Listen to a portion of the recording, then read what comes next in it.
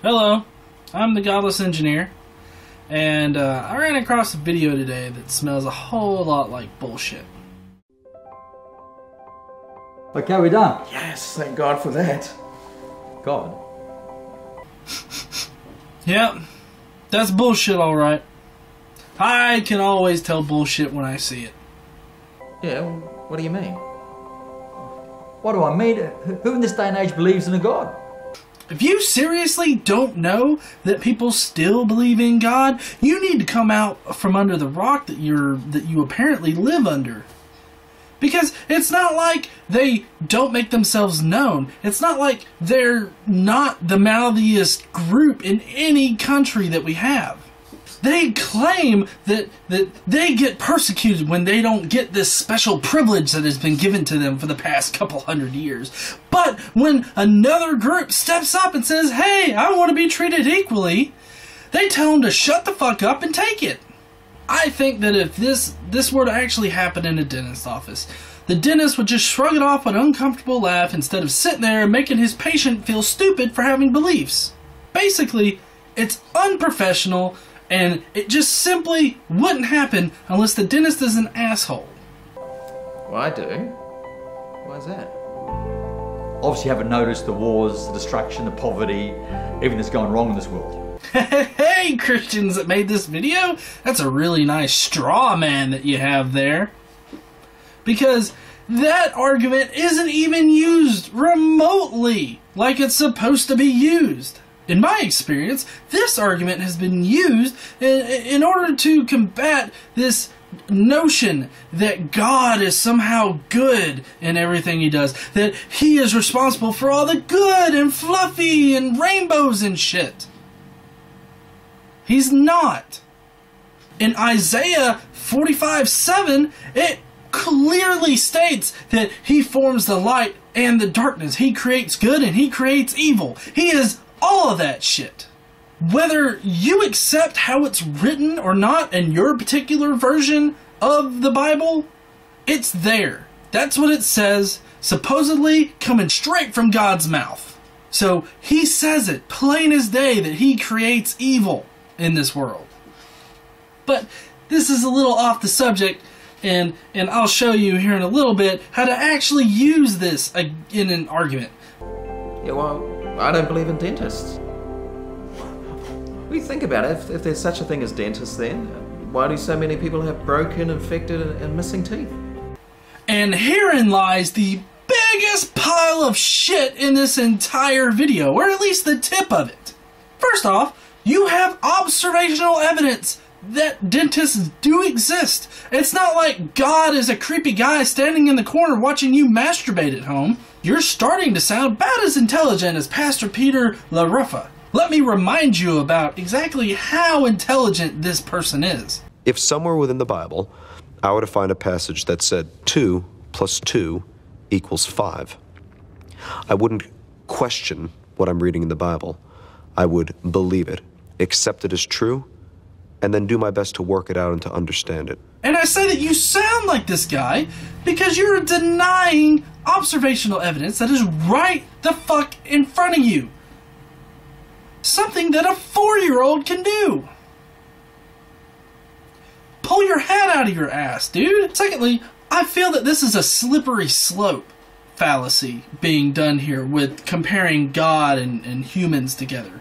Because you're acting like dentists should be everywhere, and they should be everywhere, and they should take care of every single infected mouth that is out there.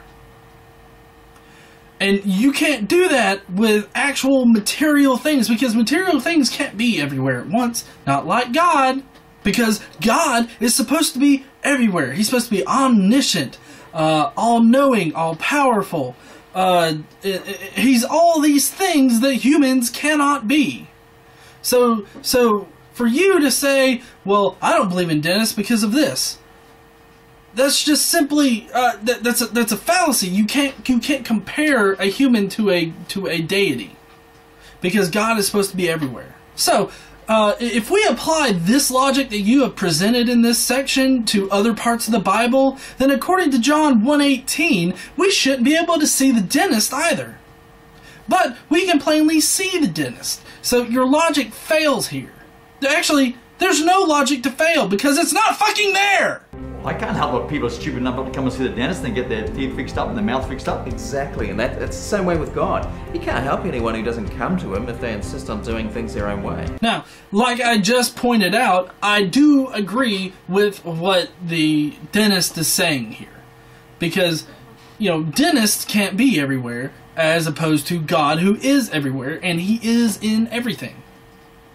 So you can't apply that kind of logic to him. It's a fallacy to do so.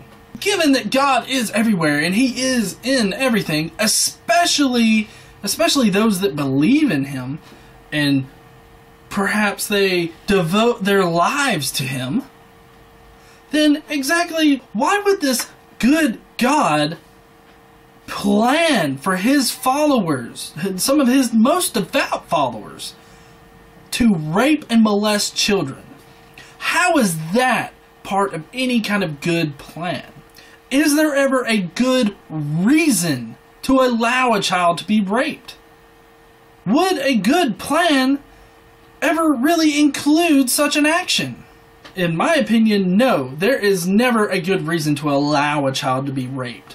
There's no good reason to plan for a child to be raped. This is how you use the argument of suffering and pain and everything in the world. To demolish this notion that God is always good and he always does good shit, because he doesn't. If he exists. When I speak like this, I'm speaking in reference to a religious worldview. So what I'm saying is that you can't sit there and say that God is responsible for all the good and humans are responsible for all the evil in the world because of sin. And you can't say that when the evidence is stacked against you in your own dogma. You just can't. If God is everywhere and is in everything, why do we have to beg him to help? Using the logic contained in this steaming pile of shit, since I randomly help people that don't ask for my help, so should God. That is what a good person does. A good person doesn't have to be asked to help somebody. So why does this God want you to ask for his help? Oh yeah, I forgot. He wants you to get down on your knees and beg for it. He wants you to beg for help. Because, you know, that's what good things do. Good people. They want you to beg. On your knees. And admit that you're bad. If you ask me, it sounds like an abusive relationship. Thank you for watching my little rant here on this steaming pile of shit. You can please go to Facebook, Godless Engineering, and check me out. Send me a message. Tell me what you think about this video. Comment below. That works too. I'll have my email down there that you can send an email to if you want to do it that way. Just let me know what you think about this video. Let me know what you think about my video. Just communicate with me somehow. Also, please take just a few minutes and go to godlessengineering.com and check out the blog post link. There will be a sort of sister article that I wrote on there about this too, and check it out.